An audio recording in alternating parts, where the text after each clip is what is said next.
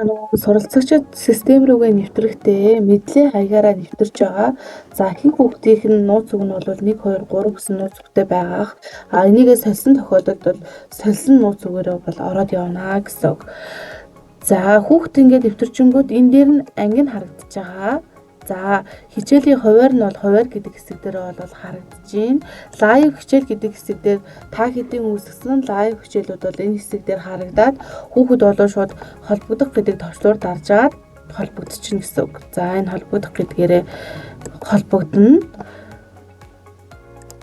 За дууссан хичээлүүд гэдэг маань дууссан лайв хичээлүүд маань ийшээгээ орж ирээд магадгүй нөгөө нэг рекорд хийгээд хадгалсан бол энэ дээрээ харагдаад явна гэсэн. Гэрийн даалгавар гэдэг хэсэг дээр бол тусдаа өгсөн нөгөө гэрийн даалгаврууд маань харагдана. За контенттой хамт явж байгаа гэрийн даалгавар чинь бол энэ контент дотроо л ер нь бол явна гэсэн үг шүү.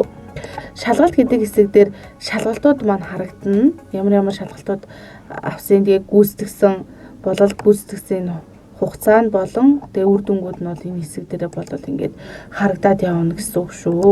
Нүүр хэсэг дээрээ болол нөгөө нэг идэвхтэй байгаа хичээлүүд нь нүүр хэсэг дээрээ харагдана. Энэ дотроос ингээд шүүгээд хичээлүүдээ болол ингээд өөрсөд хараад явах боломжтой. Бас ингээд лайв хичээл нь болол энэ дээр харагдчихээн. Энэ доор нь харагдчихээн.